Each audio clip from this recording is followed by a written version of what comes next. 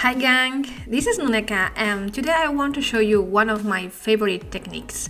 I call it the double resist effect technique and it's super easy to do and it's going to give you amazing results. Let me show you.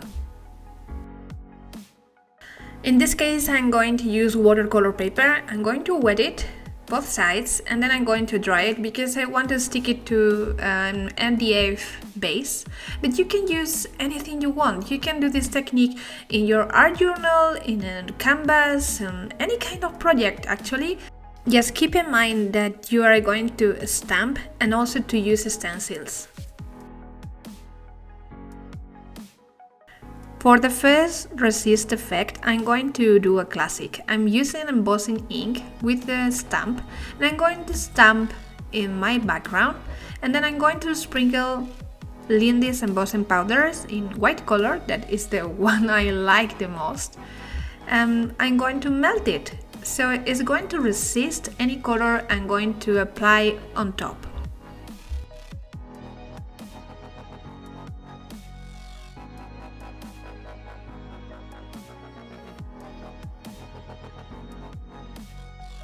I particularly like Wowzer's white embossing powder because it's extra fine and it's going to get stuck perfectly well on my detail stamping.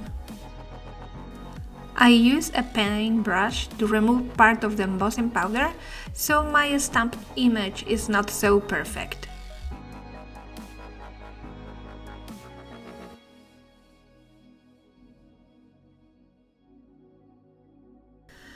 I just selected some of my happy colors. You have seen me using this combo many times. Seagrass green is super beautiful military green with a touch of grey and amazing shimmer. Opal sea oats is, I don't know, some kind of copper, light copper. It's just fantastic. I cannot describe it. And Sweet Violet Purple Teal is one of my favorite purple colors with teal shimmer and it's just magical. I wet the page and I'm going to start applying the colors with a paintbrush because I really want all the background to be covered in color. I use some water that I apply with my spray so I don't have any hard lines, and you can see me that I'm painting like my Lindy's were just watercolors. You can already see the first resist effect there. You can see my stamp in white, perfectly detailed in the background, even if I'm applying the color on top.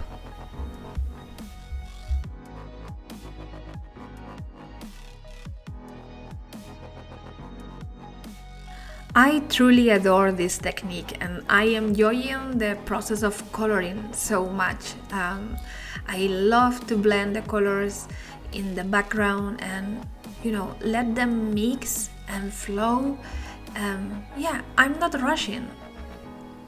I'm going to dry this first layer of color and then I'm going to add a second one to make it a little bit more intense.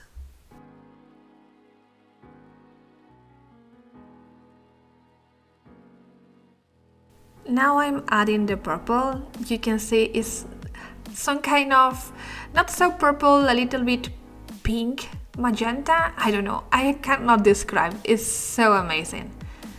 And it's a very intense color, so I cannot add it everywhere. I'm only adding it in some selected places.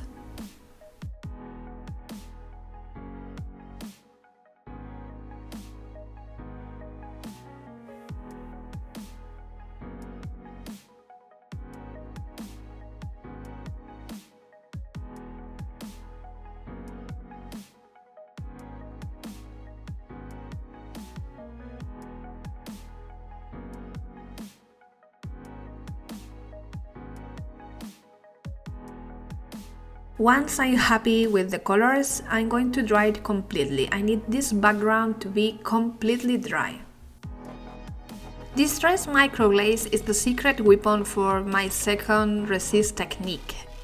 I'm going to apply it through a stencil with a brush, hard brush, and even if you see this speed video, I'm doing it very gently. I want all the shapes to be perfectly defined with the stencil.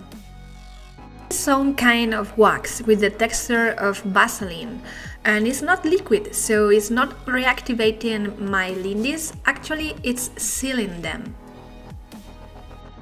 Now is when the magic comes. I'm going to spray some gold in this color, and you can see, yeah, the resist effect again. You can see all those circles I made with the stencil and the distress microglaze.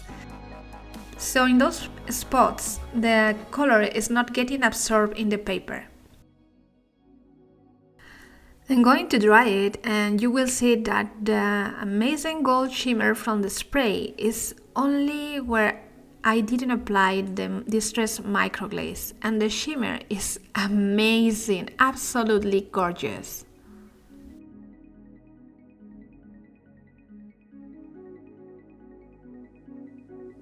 The background is done. I told you it was super easy technique. Now I'm going to glue some stuff on top and make my composition. But of course, if you want to keep working on your background, you can do it. You can add, I don't know, texture paste to a stencil. You can stamp also, but keep in mind that you need to use some kind of strong ink, because the distress microglaze is going to resist most of the inks too. I don't know, you can do whatever you want. I'm just gluing my stuff, very easy composition. At the end, I'm going to make some splatters with white paint. As I told you, distress microglaze is also a grit sealer. Actually, it's the best one I found to use with Lindys because it doesn't reactivate them. I don't usually seal my works unless I know I'm going to be touching them all the time, like, I don't know, the cover of a notebook. In this case I do it, and I use the distress microglaze because it's very convenient. It's going to take a couple of days to be completely dry, but it's going to work perfectly. This is all, guys. I really hope you enjoyed the video. The technique is, I told you, super amazing. Look at that shimmer. And I would really like to see your projects. If you use this technique, please tag me on Instagram. I would love to give you some love.